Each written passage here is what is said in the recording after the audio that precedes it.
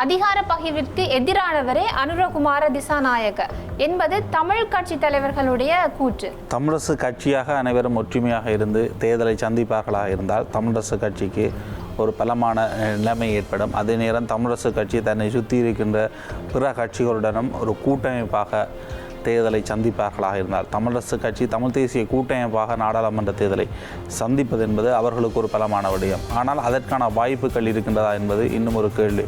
அதே நேரம் இந்த பார் பெர்மிட் போன்ற விடயங்கள் மிக அதிக அளவு செல்வாக்கு செலுத்துகின்றது கடந்த நாடாளுமன்ற உறுப்பினர்கள் மீது.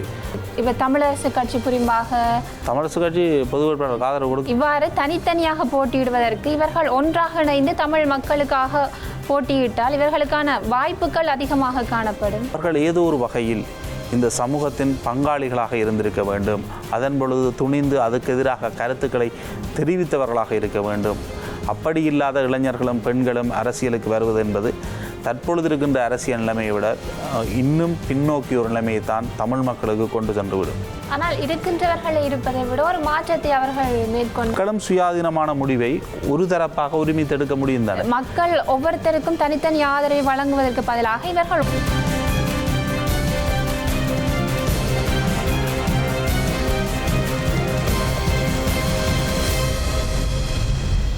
வணக்கம். இது நிலவரம், சமகால நிகழ்வுகளின் ஆய்வகம். நாட்டில் ஒரு ஆட்சி மாற்றம் ஒன்று ஏற்பட்டுள்ளது. இந்த ஆட்சி மாற்றமானது தமிழ் மக்களிடையே தமிழ் கட்சிகளிடையே எவ்வாறான மாற்றத்தை அல்லது தாக்கத்தை ஏற்படுத்தும்? இது தொடர்பாக மேலும் நம்மோடு கலந்துரையாடுவதற்கு ஊடகவியலாளர் பிரஷ்னோ வந்திருக்கின்றார். வணக்கம். வணக்கம். அதிகார பகிர்விற்கு எதிரானவரே அனுரகுமார திசாநாயக்க என்பது தமிழ் கட்சி தலைவர்களுடைய கூற்று. இந்த கூற்று எந்த வகையில் உண்மையானது? ஜேவிபியினுடைய கோட்பாடாக அல்லது 13ஆம் திருத்தம் வருகின்ற பொழுதெல்லாம் ஜேவிபி எதிராகத்தான் செயற்பட்டது. தற்பொழுதும் அவர்கள் அதிகார பகிர்வுக்கு எதிரான விடயங்களைத்தான் பேசுகின்றார்கள். அவர்கள் ஒரு அதிகார பரவலாக்கம் தொடர்பில் தான் அவர்களுடைய நிலைப்பாடு இருக்கின்றது. ஆகவே அந்த வகையில் தமிழ் தேசியம் சார்ந்த கட்சிகள் அந்த விடயத்தை குறிப்பிடுவது ஒரு வளமையான விஷயம்தான். தமிழ் மக்களின் வாக்குகள் நடைபெறவிருக்கின்ற பொது தேர்தலில் சிதறுண்டு செல்வதற்கான வாய்ப்புகள் அதிகம் காணப்படுகின்றதா? அதிக அளவு காணப்படுகின்றது. 3 பிரதான கூட்டணிகளாக தேர்தலை சந்திப்பார்கள். அதேவேளை பல்வேறு சுயேட்சை குழுக்கள் தேர்தலை சந்திப்பதற்கு வாய்ப்பு இருக்கின்றது. இதனை விட தேசிய கட்சிகள் போட்டியிடுகின்ற பொழுது அதுவும் ஒரு சில இடங்களில் மிகப்பெரிய அளவு வாக்கு வித்தியாசங்களை வாக்கு சிதறல்களை உருவாக்குவதற்கு வாய்ப்பு இருக்கின்றது.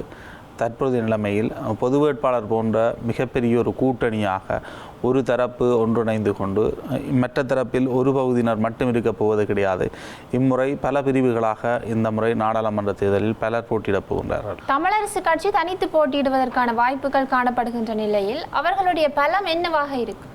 தமிழரசு கட்சியாக அனைவரும் ஒற்றுமையாக இருந்து தேர்தலை சந்திப்பார்களாக இருந்தால் தமிழரசு கட்சிக்கு ஒரு பலமான நிலைமை ஏற்படும். அதே நேரம் தமிழரசு கட்சி தன்னை சுற்றி இருக்கின்ற பிற கட்சிகளுடனும் ஒரு கூட்டமைப்பாக தேர்தலை சந்திப்பார்களாக இருந்தால் தமிழரசு கட்சி தமிழ் தேசிய கூட்டமைப்பாக நாடாளுமன்ற தேர்தலை சந்திப்பது என்பது அவர்களுக்கு ஒரு பலமான விடயம். ஆனால் அதற்கான வாய்ப்புகள் இருக்கின்றதா என்பது இன்னும் ஒரு கேள்வி. அதே நேரம் இந்த பார் பெர்மிட் போன்ற விடயங்கள் மிக அதிக அளவு செல்வாக்கு செலுத்துகின்றது கடந்த நாடாளுமன்ற உறுப்பினர்கள் மீது. ஆகவே தமிழரசு கட்சி கொள்கை, சித்தாந்தம், நடைமுறை சார்ந்து எந்தளவு தூரம் தங்களுடைய வேட்பாளர் தெரிவில் முக்கியத்துவம் கொடுக்கப் போகின்றது, எவ்வாறு கூட்டமைப்பை உருவாக்கி கொள்ளப் போகின்றது இந்த தேர்தலில், அதனை வைத்துத்தான் அதனுடைய பலவீனங்கள் தீர்மானிக்கப்படும். தற்பொழுதைய நிலைமையில் அது தொடர்பில் பேசுவதற்குரிய எந்த ஆயத்தங்களும் முன்னெடுக்கப்படவில்லை. ஆனால் அவர்கள் கொழும்பிலும் இந்த முறை போட்டியிடுவதாக கூறியிருந்தார்கள். வடக்கு மாகாணம் யாழ்ப்பாணத்திலேயே அவர்களுக்கு ஆதரவு சற்று குறைவாக காணப்படுகின்ற நிலையில் கொழும்பில் அவர்கள் போட்டியிட்டால் அவர்களுக்கான ஆதரவு அங்கு காணப்படுமா? கொழும்பில் போட்டியிடுவது தொடர்பில் தொடர்ந்து கடந்த காலங்களிலும் பேசப்பட்டிருக்கின்றது. அதே போன்ற ஒரு முடிவு தான் இம்முறையும் பேசப்படும் என்று அல்லது அது தொடர்பில் தீர்மானம் ஒன்று எடுப்பதற்கு தொடர்பில் கலந்துரையாடல் ஒன்றை மேற்கொள்வார்கள். இறுதி முடிவு கொழும்பில் போட்டியிடுகின்ற ஒரு முடிவு எடுப்பார்களோ தெரியாது. ஆனால் அப்படி எடுக்கின்ற பொழுது கொழும்பில் ஒரு குறிப்பிட்ட அளவு வாக்குகளை பெற்றுக்கொள்வார்கள் தமிழரசு கட்சி அல்லது தமிழ் தேசிய கூட்டமைப்பு. ஏனெனில் யாழ்ப்பாணத்தைச் சேர்ந்தவர்கள், வடகிழக்கை சேர்ந்தவர்கள் அதிக அளவு கொழும்பில் இருக்கின்றார்கள். தங்களுடைய பணி வேறு தேவைகளுக்காக அங்கு இருக்கின்றார்கள். ஆகவே அந்த வாக்குகளை அவர்கள் பெற்றுக்கொள்வார்கள். அது ஒரு நாடாளுமன்ற உறுப்பினர் பதவியை தராவிட்டால் கூட சில வேளைகளில் தேசிய பட்டியல்களில் அது தாக்கம் செலுத்தக்கூடிய ஒரு விடயமாக மாறும். யாழ்ப்பாணத்தில் அவர்களுடைய ஆதரவு குறைந்திருக்கலாம். ஆனால் அதற்காக அவர்களுக்கென்று வாக்குகள் இல்லை என்ற நிலைமையிலே தானே அது தேர்தலை பொறுத்தே தெரிந்து கொள்ள முடியும். ஆனால் அவர்கள் முதல் பாராளுமன்ற உறுப்பினர்களாக அமைச்சர்களாக இருக்கும் பொழுது அவர்கள் மக்களுக்கு கொடுத்த வாக்குறுதிகளை இதுவரை நிறைவேற்றியதாக கூறப்படவில்லை. அதோடு அவர்கள் தாங்கள் இருக்கின்றவர்களே இருக்காது பெண்களுக்கு அல்லது இளைஞர்களுக்கு அந்த வாய்ப்பை அளித்தால் இன்னும் கூடுதலான ஆதரவை பெறுவார்கள் என்ற ஒரு கருத்தும் இருக்கின்றது. தமிழ் தேசியம் சார்ந்த நாடாளுமன்ற உறுப்பினர்கள் யாரும் அமைச்சராக இருந்தது கிடையாது. அதே நேரம் அவர்கள் நாடாளுமன்ற உறுப்பினர்களாக இருக்கின்ற பொழுது அவர்கள் அரசாங்கத்துடன் பல்வேறு விடயங்கள் சார்ந்து பேசி இருக்கின்றார்கள், நாடாளுமன்றத்தில் உரையாற்றி இருக்கின்றார்கள், அரசாங்கத்துக்கு அழுத்தம் கொடுக்கின்ற விடயங்களை முன்னெடுத்திருக்கின்றார்கள். ஆனால் அது எந்தளவு தூரம் ஆக்கபூர்வமாக அல்லது மிகப்பெரிய அளவில் செய்திருக்கின்றார்கள் என்பது இன்னும் ஒரு கேள்வி. அதே நேரம் இவர்கள் வெளிநாடுகளை சரியாக கையாண்டிருக்கின்றார்களா, அரசாங்கத்துக்கு நாடாளுமன்றத்தில் வாக்குகள் தேவைப்படுகின்ற பொழுது அதனை சரியாக பேரம் பேசியிருக்கின்றார்களா என்ற கேள்விகள் இருக்கின்றது. ஆனால் அதனை கடந்து அவர்களை விட வேறு யார் தமிழ் மக்கள் சார்பாக இருக்கின்றார்கள் என்பதுதான் இங்கு இருக்கின்ற பிரதான கேள்வி. தற்பொழுது வேட்புமனுக்கள் என்று வருகின்ற பொழுது பெண்களுக்கு முக்கியத்துவம் கொடுக்கப்பட வேண்டும் அல்லது இளைஞர்களுக்கு முக்கியத்துவம் கொடுக்கப்பட வேண்டும் என்று கூறப்படுகின்றது. அது சரியானது. இளைஞர்கள் பெண்கள் அரசியலுக்கு வர வேண்டும் என்பதில் மாற்று கருத்தில்லை. ஆனால் இளைஞர்களாக இருப்பதனாலோ அல்லது பெண்களாக இருப்பதனாலோ அது ஒரு தகுதியாகிவிட முடியாது. நாடாளுமன்ற உறுப்பினராவதற்கான அடிப்படை தகுதியாக இந்த சமூகத்தில் ஏற்படுகின்ற பல்வேறு பிரச்சனைகளின் பொழுது அமைதியாக இருந்த பெண்கள், அமைதியாக இருந்த இளைஞர்கள் தற்பொழுது வேட்புமனுக்களை பெற்றுக்கொள்வதற்கு நாங்கள் இளைஞர்கள், நாங்கள் பெண்கள் என்ற அடிப்படையில் வேட்புமனுக்களை கோரக்கூடாது. அவ்வாறு கோருகின்ற பொழுது உண்மையில் கள செயற்பாட்டாளர்களாக அவர்கள் இருந்திருக்க வேண்டும். இந்த சமூகத்தில் மாற்றங்கள் ஏற்படுகின்ற பொழுது, பிரச்சனைகள் எதிர்நோக்கப்படுகின்ற பொழுது அவர்கள் ஏதோ ஒரு வகையில் இந்த சமூகத்தின் பங்காளிகளாக இருந்திருக்க வேண்டும். அதன் பொழுது துணிந்து அதுக்கு எதிராக கருத்துக்களை தெரிவித்தவர்களாக இருக்க வேண்டும். அப்படி இல்லாத இளைஞர்களும் பெண்களும் அரசியலுக்கு வருவது என்பது தற்பொழுது இருக்கின்ற அரசியல் நிலைமையை விட இன்னும் பின்னோக்கிய ஒரு நிலைமையை தான் தமிழ் மக்களுக்கு கொண்டு சென்றுவிடும். ஆனால் இருக்கின்றவர்களை இருப்பதை விட ஒரு மாற்றத்தை அவர்கள் மேற்கொண்டால், மாற்றம் என்பது ஆக்கள் மாறுவது மட்டுமில்லை, உண்மையில் அந்த செயற்பாட்டு ரீதியில் ஒரு மாற்றம் இருக்க வேண்டும். அரசியல், பொருளாதார ரீதியாக, சமூக ரீதியாக பல்வேறு பிரச்சனைகள் ஏற்படுகின்ற பொழுது அதற்கு எதிராக குரல் கொடுக்காதவர்கள் பதவி என்ற அடிப்படையில் மட்டும் அரசியலுக்கு வருவது ஏற்புடையதாக. இளைஞர்கள் வர வேண்டும், பெண்கள் வர வேண்டும் என்பதில் எனக்கு மாற்று கருத்தில்லை. அது மட்டுமே தகுதியாக இருக்க முடியாது. அவர்கள் இந்த சமூகத்தில் ஏதோ ஒரு பங்களிப்பை செய்திருக்க வேண்டும் அல்லது வந்ததன் பின்னர் பங்களிப்பை செய்தவர்களாக இருக்க வேண்டும். இல்லை என்றால் தற்பொழுது இருக்கின்றவர்களை விட மிக மோசமானவர்களாக இருப்பார்கள். தற்பொழுது இருக்கின்ற எவருமே இந்த சமூகத்தில் பங்காளிகளாக இல்லாதவர்கள் என்று இல்லை. இந்த சமூகத்தில் ஆயுத போராட்டத்தில் இருந்திருக்கின்றார்கள், அரசியல் போராட்டத்தில் இருந்திருக்கின்றார்கள். ஏதோ ஒரு வகையில் இந்த சமூக மாற்றத்துக்கு உழைத்தவர்கள்தான் தற்பொழுது இருக்கின்றார்கள். ஆனால் அவர்கள் வயோதிப அரசியலை மேற்கொள்கின்றார்கள் என்ற விமர்சனம் இருக்குது. ஆனால் அதனை விட தற்பொழுது இருக்கின்ற இளைஞர்கள் யாருக்கும் பின்னால் நிற்கின்றார்கள். சுயாதீனமாக தங்களுக்கென்று ஒரு கருத்து கொண்டவர்களாக அவர்கள் இல்லை, தங்களுக்கென்ற ஒரு நிலைப்பாடுகளை கொண்டவர்களாக இல்லை. இந்த சமூகத்தில் அவர்கள் பல்வேறு கருத்துக்களை இதுவரையும் தெரிவித்தவர்களாக இல்லை. தெரிவித்தவர்கள் இந்த சமூகத்தின் மாற்றத்துக்காக உழைத்தவர்கள், களங்களில் நின்று போராடியவர்கள் அரசியலுக்கு வருவது வரவேற்கத்தக்கது. இதற்கு முதல் போட்டியிட்டு தோற்றவர்கள் இம்முறை போட்டியிடுவதற்கான வாய்ப்புகள் இல்லை என்று கூறப்படுகின்றது. இந்த கருத்து எந்த வகையில் உண்மையாக இருக்குமா அல்லது அனைவருக்கும் பொருந்துமா என்று எனக்கு தெரியாது. ஆனால் கட்சியில் தமிழரசு கட்சியினுடைய பேச்சாளர் அந்த விடயத்தை குறிப்பிட்டிருக்கின்றார். ஆனால் மற்ற கட்சிகள் அவ்வாறான நிலைப்பாடுகளை எடுக்குமா தெரியாது. சில வேளைகளில் எடுக்கலாம், புதியவர்களுக்கு வாய்ப்பு கொடுப்பதற்கு அவ்வாறு எடுக்கலாம். ஆனால் தமிழரசு கட்சியினுடைய தலைவருக்கே அப்படி என்றால் வாய்ப்பு இல்லாமல் செல்லும். ஏனென்றால் அவர் கூட கடந்த தேர்தலில் தோல்வியடைந்தார். எந்தளவு தூரம் சாத்தியம் என்பது எனக்கு தெரியவில்லை. ஜனநாயக தமிழ் தேசிய கூட்டணியின் பலம் என்னவாக இருக்கும்? அல்லது அவர்கள் சங்கு சின்னத்தை தான் தங்களுடைய பலமாக நினைக்கின்றார்களா? சங்கு சின்னத்தை பலமாக நினைப்பதற்கு வாய்ப்புகள் இருக்கின்றது. ஏனெனில் அவர்கள் இதுவரை காலமும் தமிழ் தேசிய கூட்டமைப்பாக நாடாளுமன்ற தேர்தலை சந்தித்தவர்கள். தற்பொழுது அதிலிருந்து பிரிந்து வந்து ஜனநாயக தமிழ் தேசிய கூட்டணி ஒன்று உருவாக்கப்பட்டிருக்கின்றது. அது பிரிந்து வந்தார்களாக இல்லது பிரிந்து தமிழரசு கட்சி சென்றதாக எல்லாம் கேள்விகள் இருக்கின்றது. அதனை கடந்து அவர்கள் ஜனநாயக தமிழ் தேசிய கூட்டணியாக இருக்கின்றார்கள். கடந்த முறை ஜனாதிபதி தேர்தலில் பொது வேட்பாளர் என்ற விடயத்துக்கு பின்னால் அவர்களுடைய கட்சி தான் அதிகமாக இருந்தது, அந்த ஜனநாயக தமிழ் தேசிய கூட்டணி என்பது. ஆகவே அவர்கள் தற்பொழுது சங்கு சின்னத்தை ஒரு பலமாக கருதி போட்டியிடலாம். இந்த சிவில் சமூக செயற்பாட்டாளர்களும் இந்த பொது வேட்பாளருக்கு பின்னால் நின்றார்கள், 10 எழுத்தாளர்கள் நின்றார்கள்.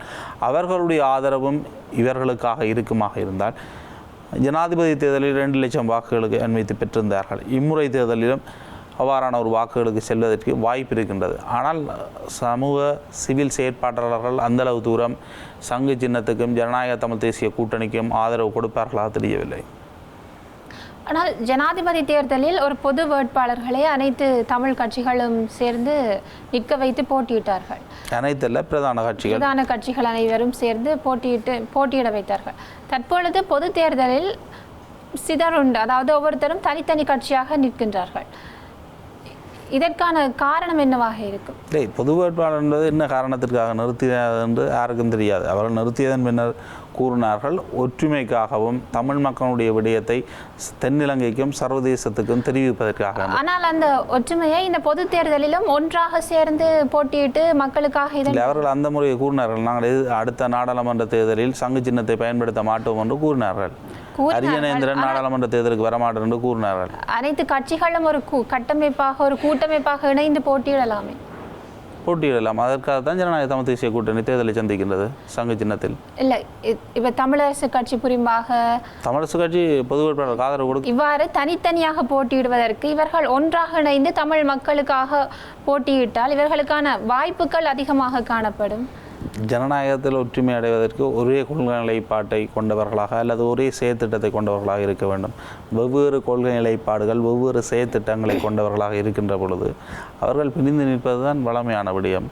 பிரிந்து தான் நிற்க முடியும். பிரிந்து நிற்காமல் ஒற்றுமைப்படுவது என்பது நல்ல விடயம். ஆனால் எப்படி அந்த ஒற்றுமை நடக்கும்? இல்லை, தமிழ் தேசியம் தமிழ் இனம் இவ்வாறு கதைப்பவர்கள் ஒன்றாக இணைந்து மக்களுக்காக இதண்டும் பொழுது மக்களின் ஆதரவும் அவர்களுக்கு அதிகமாக கிடைப்ப பிரிவடையும் போது மக்களின் வாக்குகளும் சிதறுண்டு, அவர்களின் வாக்கு எண்ணிக்கைகள் மாறி நாங்கள் பார்க்கலாம் தானே. மக்கள் எல்லாரும் இவர்கள் எப்படி பிரிந்து நின்றாலும் மக்கள் ஒரு தரப்புக்கு மட்டும் வாக்களிச்சா மற்ற தரப்பு நிராகரிக்கப்பட்ட தரப்பாக மாறும். மக்களும் சுயாதீனமான முடிவை ஒரு தரப்பாக உரிமைத்தெடுக்க முடியும் தானே. மக்கள் ஒவ்வொருத்தருக்கும் தனித்தனி ஆதரவை வழங்குவதற்கு பதிலாக இவர்கள் ஒன்றாக இணைந்து போட்டியிடும் பொழுது மக்களின் ஆதரவும் ஒன்றாக இருக்கும் பொழுது அவர்களுக்கான வாக்குகள் அதிகரிப்பதற்கான வாய்ப்புகள் அதிகமாக காணப்படுகின்றன. 2020க்கு முன்னர் தமிழ் தேசிய கூட்டமைப்பு தான் ஒருமித்த வாக்குகளை எடுத்துக்கொண்டது. அது மட்டும்தான் பிரதிநிதித்துவத்தை கொண்டிருந்தது தமிழ் மக்களுடைய. ஆனால் அதனை விட அதற்கு பின்னர் அமைந்த நாடாளுமன்றம் என்பது பல்வேறு கருத்து நிலைமைகளை கொண்டதாக இருந்தது. தமிழ் தேசிய நிலைப்பாட்டை முழுமையாக விட்டு செல்ல முடியாத ஒரு நிலைமை ஏற்பட்டது. இணக்க அரசியலோ அல்லது அரசாங்கத்துடன் இணைந்து செல்கின்ற நிலைமை என்பது எல்லா கட்சிகளுக்கும் ஒரு பிரச்சனையாக மாறி இருந்தது. ஆகவே ஜனநாயகத்தில் பிரிந்து நிற்பது அல்லது வேறு தரப்புகளும் நாடாளுமன்றத்தில் இருப்பது என்பது தமிழ் மக்களுக்கு ஆரோக்கியமான ஒரு விடயமாக மட்டும்தான் பார்க்க முடியும். ஏனெனில் அந்த நேரம் தமிழ் தேசிய கூட்டமைப்பு இதுதான் நிலைப்பாடு, இதைத்தான் செய்வோம் என்று மிக வெளிப்படையாக கூறியது மட்டுமல்ல, ஒரு தந்தோன்றித்தனமான செயற்பாடுகளையும் முன்னெடுத்திருந்தது இந்த நல்லாட்சி காலம் என்று குறிப்பிடுகின்ற காலத்தில். அதன் பின்னர் அவர்கள் கூட போராட்ட அரசியலுக்கு வர வேண்டிய ஒரு நிலைமை ஏற்பட்டது. ஆகவே ஜனநாயகத்தில் பிரிந்து நிற்பது என்பது ஆரோக்கியமான விடயமாகவும் பார்க்க முடியும், ஆரோக்கியமற்ற விடயமாகவும் பார்க்க முடியும். அது தேசிய கட்சிகள் தென்னிலங்கை கட்சிகள் இங்கு ஒரு ஆதரவு தளத்தை பெறுகின்ற பொழுது, அவர்கள் பிரதிநிதித்துவத்தை பெறுகின்ற பொழுது தமிழ் மக்களுக்கு ஒரு பலவீனமாக கருத முடியும். ஆனால் இவர்களும் தென்னிலங்கை கட்சிகளுக்கு ஒப்பான வேலைகளை செய்வதாக இருந்தால் அவர்கள் பெற்ற அண்ணா இவர்கள் பெற்ற அண்ணா ஒன்று தானே. தமிழ் மக்கள் கூட்டணி தனித்து போட்டியிடுவதாக கூறியிருந்தது. அவர்கள் அவ்வாறு தனித்து போட்டியிடும் பொழுது மக்களின் ஆதரவு அவர்களுக்கு அதிகமாக கிடைப்பதற்கான சந்தர்ப்பம் இருக்கின்றது. அவர்கள் நம்புகின்றார்கள் தாங்கள் அதிக அளவு வாக்குகளை பெற்றுக்கொள்வோம் என்பது அவருடைய நம்பிக்கை அடிப்படையில் இருக்கின்றது. அவர்களுடைய கட்சிக்கு வடகிழக்கில் மிகப்பெரிய கட்டமைப்பு இருக்கின்றதா என்பதே மிகப்பெரிய கேள்வி. எனினும் அவர்களுடைய நம்பிக்கை அது. தற்பொழுது அவர்கள் சிவி விக்னேஸ்வரன் அவர்கள் தான் பார் பெர்மிட் தொடர்பான சர்ச்சைக்குள்ளும் உள்ளாகி இருக்கின்றார். இந்நிலையில் அவர்கள் தனித்து போட்டியிடுவது அவர் சாதகமானது இல்லை. அவர் இம்முறை தேர்தலை சந்திக்கவில்லை, அவருடைய கட்சி சந்திக்கின்றது. அவர் கூட ஒரு வாழ்வாதார உதவிக்காக அந்த பார் பெர்மிட் எடுத்து கொடுத்தது போன்ற ஒரு விமர்சனத்தை சமூக வலைதளங்களில் பார்க்கக்கூடியதாக இருக்கின்றது. அதை கடந்து பார்த்தீர்கள் அவருக்கு மட்டும் பார் பெர்மிட் இஷ்யூ இருப்பதான பிரச்சனை கிடையாது. தமிழ் தேசிய அரசியல் இருக்கின்ற பலருக்கு அந்த குற்றச்சாட்டுகள் இருக்கின்றது. தமிழ் தேசியம் சாராத கட்சிகளுக்கும் இருக்கின்றது. இலங்கை பூராகவும் இருக்கின்ற ஒரு பிரச்சனையாக அது மாறுகின்றது. இன்றைய தினம் அந்த பார் பெர்மிட் யார் வச்சிருக்கின்றார்கள் அல்லது யார் சிபார்சு கடிதம் வழங்கினார்கள் போன்ற முழுமையான விவரங்களை வெளியிடுவதாக இருந்தது. எனினும் அது வெளிவராதா என்ற விமர்சனம் அல்லது அது தொடர்பான சந்தேகங்கள் நேற்றைய தினமிருந்து ஆரம்பித்திருக்கின்றது. அது வெளிவரா விடுமாக இருந்தால் அது தொடர்பிலான சந்தேகங்கள் மாறுபடும், அது தொடர்பிலான பேசுபொருள்கள் மாறுபடும். எனினும் அது மிகப்பெரிய அளவு வாக்குகளில் தாக்கம் செலுத்துமா என்பது மிகப்பெரிய கேள்விக்குறிதான். ஒட்டுமொத்தமாக பார்க்கும் பொழுது கடந்த கால தேர்தல்களின் ஒப்பிடும் பொழுது இம்முறை தேர்தலில் தமிழ் மக்கள் தமிழ் வேட்பாளர்களை புறந்தள்ளுவதற்கான வாய்ப்புகள் அதிகமாக காணப்படுகின்றது அல்லவா? என்ன காரணத்துக்காக நீங்க சொல்றீங்க? அதாவது தென்னிலங்கையில் ஒரு மாற்றம் ஏற்பட்டது போன்று தென்னிலங்கை மாற்றம் என்பது தமிழ் மக்களுக்கு ஏதாவது ஒரு இடத்தில் இல்லை, தமிழ் மக்களும் அந்த மாற்றத்தை விரும்பலாம் அல்லவா? விடலாம். ஆனால் அன்றகுமார திசாநாயகாவுக்கு மிகப்பெரிய ஆதரவை தமிழ் மக்கள் வழங்கவில்லை. ஆனால் கடந்த காலத்துடன் ஒப்பிடும் பொழுது யாழ் மாவட்டம், வன்னி மாவட்டம், மட்டக்களப்பு மாவட்டத்தில் அவருடைய வாக்கு எண்ணிக்கை சற்று அதிகரித்து தான் ஜனாதிபதி தேர்தலில் காணப்பட்டது. அவ்வாறு இருக்கும் பொழுது அந்த ஆதிக்கமானது பொது தேர்தலில் இன்னும் மேலோங்கலம் அல்லவா? பொறுத்துதான் பார்க்கணும் அது சாத்தியமா சாத்தியம் இல்லையான்றது. ஊழல், அதாவது ஊழல் தொடர்பாக தேசிய மக்கள் சக்தி பிரச்சார காலங்களில் அவர்களுக்கு எதிராக பல்வேறு நடவடிக்கைகள் எடுப்போம், அவர்களை கைது செய்வோம் என்று பல்வேறு கூற்றுக்களை கூறியிருந்தார்கள். தற்பொழுது இன்னும் அந்த நடவடிக்கைகள் மேற்கொள்ளப்படவில்லை. எனவே அதற்கு எதிராக மொட்டு கட்சி தொடர்பான பல விமர்சனங்கள் தற்பொழுது முன்வைக்கப்பட்டு வருகின்றன. இது தொடர்பாக உங்கள் கூற்று? ஜேவிபி ஆட்சியை தற்பொழுதுதான் முழுமையாக பொறுப்படுத்தியிருக்கின்றது. அவர்கள் ஒரு எதிர்க்கட்சியாக இருந்து பேசுகின்ற பொழுது நாங்கள் வந்தால் இந்த விடயங்களை உடனடியாக மாற்றுவோம், உடனடியாக கைது செய்வோம், இவர்கள் மீது விசாரணை வைப்போம் என்றெல்லாம் கூறினார்கள். தற்பொழுது ஒரு தேர்தலையும் சந்திக்க வேண்டியிருக்கின்றது. அதே நேரம் அவர்களுக்கு வெளிவிவகார ரீதியிலும் பல்வேறு பிரச்சனைகள் இருக்கின்றது. ஜெனீவாவினுடைய தீர்மானம் இருக்கின்றது, IMF உடனான உடன்பாடு, வெளிநாட்டு கடன் கொடுக்கலான உடன்பாடு என பல்வேறு பிரச்சனைகள் தொடர்பில் அவர்களுடைய முக்கியத்துவம் வாய்ந்த பிரச்சனைகள் மாறும். அது தொடர்பான செயற்பாடுகள் முக்கியம். அந்த நேரத்தில் உள்நாட்டில் ஒரு குழப்ப நிலைமையை ஏற்படுத்துவதற்கு அவர்களும் முனைய மாட்டார்கள். அதே நேரம் அந்த ஆட்சி அதிகாரத்தில் இருக்கின்ற பொழுது அவர்களுக்கு வெளிநாடுகளிலிருந்தும் பல்வேறு அழுத்தங்கள் பிரயோகிக்கப்படலாம். பல்வேறு காரணங்களுக்காக அந்த கைது நடவடிக்கைகள் பிற்படுவதற்குத்தான் வாய்ப்புகள் அதிகம். எனினும் அவ்வாறு இந்த விடயம் தொடர்ச்சியாக பிற்போடப்படுமாக இருந்தால் தேசிய மக்கள் சக்தியும் மக்களுடைய ஆதரவை இழக்கும், மக்கள் அவர்களுக்கு எதிராகவும் போராடுகின்ற சூழ்நிலைகள் ஏற்படலாம். இவ்வளவு நேரமும் தனது கருத்துக்களை எம்மோடு பரிமாறிய ஊடகவியலாளர் பிரஷ்ணு அவர்களுக்கு எமது நன்றி. இன்னும் ஒரு நிலவரம் நிகழ்ச்சியில் உங்களை சந்திக்கின்றேன். வணக்கம்.